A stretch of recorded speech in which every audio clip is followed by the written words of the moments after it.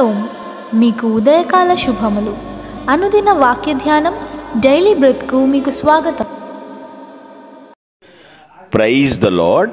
ఈ దినము కొరకు సిద్ధపరచబడిన దేవుని వాక్యము కీర్తనల గ్రంథము 90వ కీర్తన 12వ వచనం.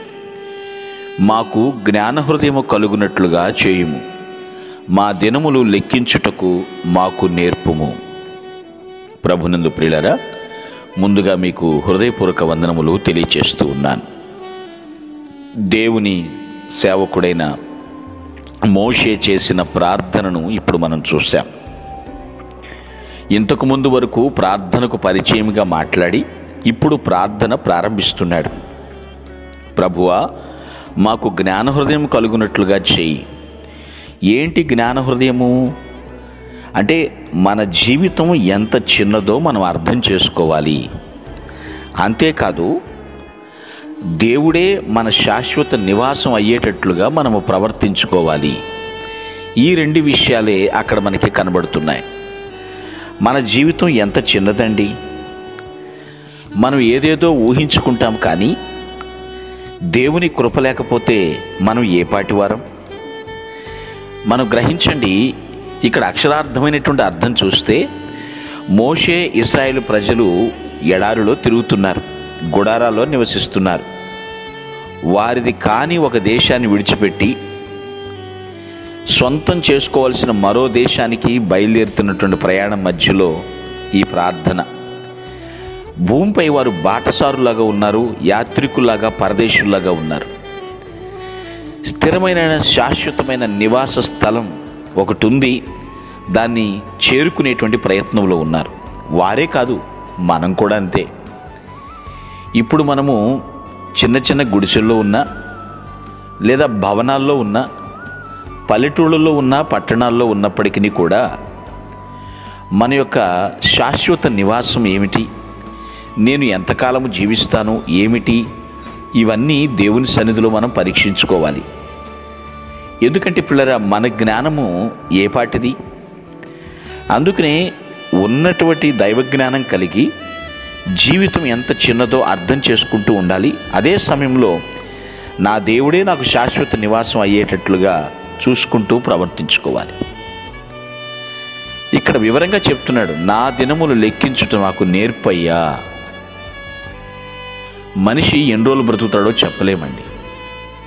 నేను ఎవరినో భయపెట్టడానికో లేదా విమర్శించడానికో ఈ మాటలు మాట్లాడటం లేదు. వాక్యమును బట్టి మీకు వివరణ ఇవ్వటానికి ప్రయత్నిస్తూ ఉన్నాను. మన ప్రార్థన దేవునికి చేరేటప్పుడు ఎంత తగ్గింపుతో, ఎంత వివరణాత్మకంగా మనం దేవుణ్ణి అడగాలో తెలుసుకోవాలి. ఏది చూసుకుని మిడిసి పడొద్దు అని మరొక్కసారి దేవుడు తన వాక్యం ద్వారా మనల్ని హెచ్చరిస్తున్నాడు. ఎంతలో కనపడి అంతలో మాయమయ్యే ఆవిరి లాంటిదండి మన జీవితం. గడ్డి పువ్వు లాంటిదండి మన జీవితం. గడ్డి పువ్వు ఉదయం ఎంత హంగులు ఆర్భాటాలతో రంగురంగులుగా ఉంటుందో, సాయంత్రానికి అది ఎండిపోయి వాడిపోయి రాలిపోతుందో అటువంటి జీవితాలు మనవి. నీటి బుడగలాంటివండి మన జీవితాలు.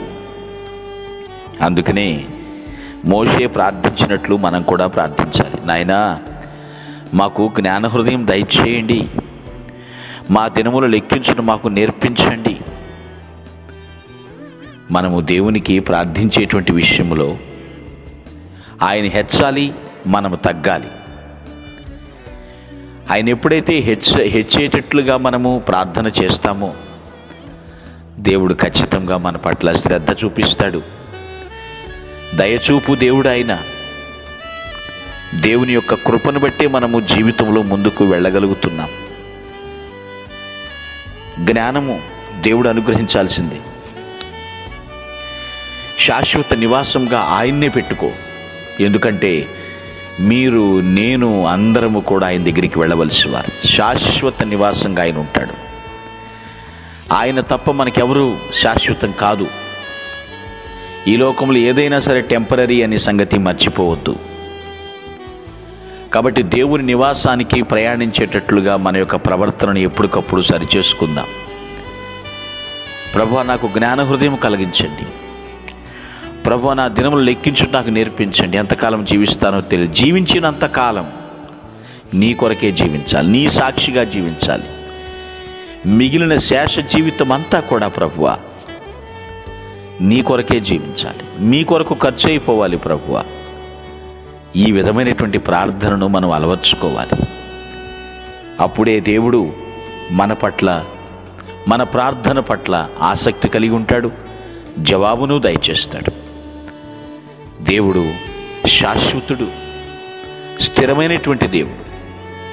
మన యాత్రికులమని గుర్తించి దేవుణ్ణి పాదాలు పట్టుకుని ప్రార్థించుదుముగాక.